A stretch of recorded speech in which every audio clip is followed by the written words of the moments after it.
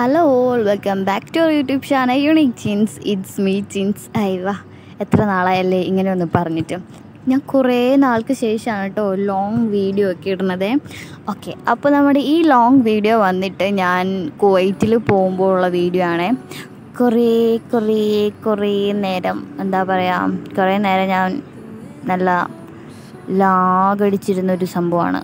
പക്ഷേ കൊള്ളായിരുന്നു, നല്ല എക്സ്പീരിയൻസ് ആയിരുന്നു. അതിഥികളെയും കാണിച്ചു തരാൻ ഓർത്തു കേട്ടോ. ഓക്കെ, നമുക്കപ്പോൾ പോയിട്ട് വരാം.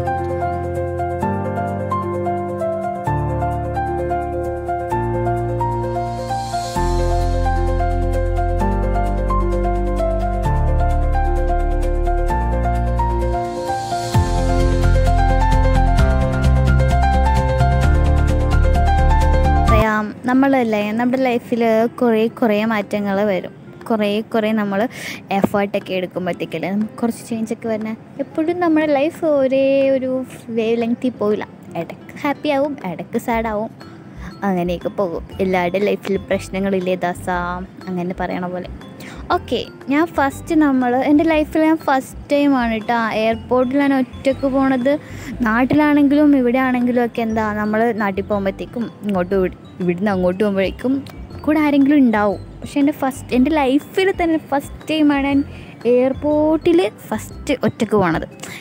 ഫ്ലൈറ്റിൽ നമ്മൾ ഒറ്റയ്ക്ക് വന്നിട്ടുണ്ട്, എങ്കിലും എയർപോർട്ടിൽ ഞാൻ ആരും ഇല്ലാണ്ട് ഒറ്റയ്ക്ക് പോണത് ഫസ്റ്റ് ടൈമാണ്. അത് രാവിലെ നേരത്തേക്ക് അത് കുറേ പ്രശ്നങ്ങളുണ്ടായിട്ടാണ്. എന്നിട്ടൊക്കെ എന്തൊക്കെയൊക്കെ എല്ലാം സോൾട്ട് ചെയ്തൊക്കെ ഓക്കെ ആയി ഇവിടം വരെ എത്തിയിട്ടുണ്ട്. നമ്മൾ എവിടെയാണ് പറഞ്ഞു തീർത്തത്?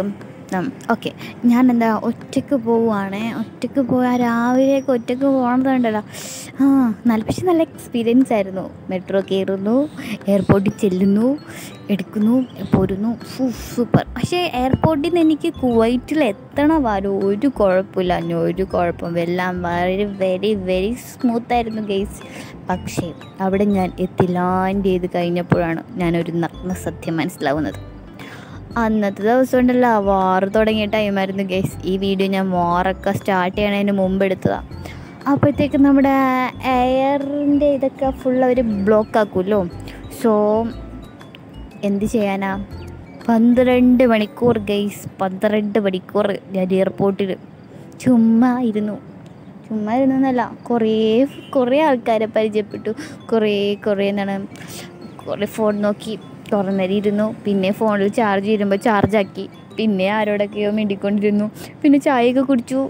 അങ്ങനെയൊക്കെ. കാരണം അവിടെ എല്ലാം ഭയങ്കര എക്സ്പെൻസീവാണ് ഗൈസ്. പിന്നെ എൻ്റെ കയ്യിൽ കാർഡ് ഉണ്ടായിരുന്നു കൊണ്ട് ഞാൻ രക്ഷപ്പെട്ടു. അല്ലെങ്കിൽ ഉണ്ടല്ലോ മൂഞ്ചസ്യ ആയേനെ.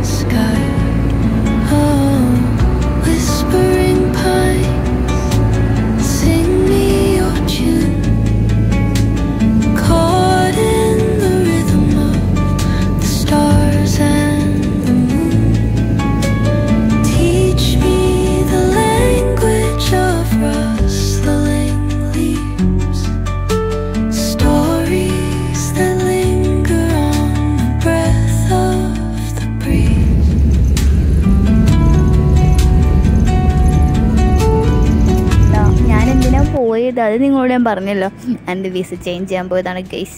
ഓക്കെ, അപ്പം ടൈമില്ലാഞ്ഞുകൊണ്ട് ഞാൻ ബൈ എയർ എടുത്തപ്പോൾ ഇതെന്താ ഈ വാറ് തുടങ്ങി കഴിഞ്ഞില്ലേ ഗൈസ്. പെട്ടു. പക്ഷേ ഉണ്ടല്ലോ ഞാനായിരുന്നു ആ ലാസ്റ്റത്തെ. അത് കഴിഞ്ഞ് പിന്നെ ഫുള്ളെല്ലാം ബ്ലോക്ക് ചെയ്തു കേട്ടോ. അത് കഴിഞ്ഞ് പിന്നെ ആരും അങ്ങനെ എന്താ ഞാൻ പറയണത്, എയർപോർട്ടേ ക്ലോസ് ചെയ്ത ടൈമായിരുന്നു ഞാൻ പോന്ന് കഴിഞ്ഞിട്ടുള്ള ടൈമേ. എന്താ നല്ല രസമായിരുന്നു. കുറേ ഫ്രണ്ട്സിനെ കിട്ടി, കുറേ സൗഹൃദങ്ങൾ കിട്ടി. നല്ലൊരു എക്സ്പീരിയൻസ് ആയിരുന്നു. കാരണം ആ കുവൈറ്റിലെ എയർപോർട്ടിൽ എല്ലാവരും അവസാനം ഞാൻ അവിടെ ഉണ്ടെന്ന് അറിഞ്ഞു. കാരണം എന്താണെന്ന് പറയാം, ഞാൻ ഫുൾ അവിടെ കറങ്ങി നടക്കുവാണ്. വേറെ 12 മണിക്കൂറല്ലേ, എന്ത് ചെയ്യാനാണ്, അവിടെയുള്ള ഡ്യൂട്ടിക്ക് ആദ്യം വന്ന ഡ്യൂട്ടിക്ക് കൊണ്ടായിരുന്ന ആൾക്കാർ പോയിട്ട് അടുത്ത ആൾക്കാരും വന്ന്, എന്നിട്ട് ഞങ്ങൾ പോയിട്ടില്ല. ഒരു 3 മണി, വൈകുന്നേരം 3 മണിക്കെന്ന് പറഞ്ഞിട്ട് തിരിച്ച് ഞങ്ങൾ പക്ഷേ ഫ്ലൈറ്റ് കയറി എത്ര മണിക്കാണ്, രാത്രി 1:30 ആ ടൈമിലെന്തുവാ. വേറൊരു ടെസ്റ്റ് വെച്ചാൽ ആ ഫ്ലൈറ്റിനകത്താണെങ്കിൽ ഒട്ടും ആളില്ലാനും വിശാലമായിട്ട് കിടന്നു പോകായിരുന്നു. നല്ല രസമായിരുന്നു. പക്ഷേ എന്താ പറയുക, എന്നിട്ട് ഞാൻ എന്തെടുത്തുന്നോ, ഇവിടുന്ന് ഞാൻ രാവിലെ ഒറ്റയ്ക്ക് മെട്രോ കയറിപ്പോയി. ഞാൻ തിരിച്ചും പിറ്റേ ദിവസം രാവിലെ 5 മണിക്കുള്ള ഫസ്റ്റ് മെട്രോയ്ക്ക് തിരിച്ച് ഞാൻ റൂമിൽ എത്തി. എന്നിട്ട് വന്ന് കുറച്ച് റെസ്റ്റ് എടുത്തിട്ട് പിന്നെ ഞാൻ ഓഫീസിൽ പോയിട്ട് പിന്നെ എന്തെടുത്തു, ഞാൻ തിരിച്ച് എടുത്തു പോയി. Okay guys, bye. എല്ലാവരും നല്ല ഹാപ്പി ആയിട്ട് സുഖമായിട്ട് ഇരിക്കണമെന്ന് ഞാൻ വിശ്വസിക്കുന്നു കേട്ടോ.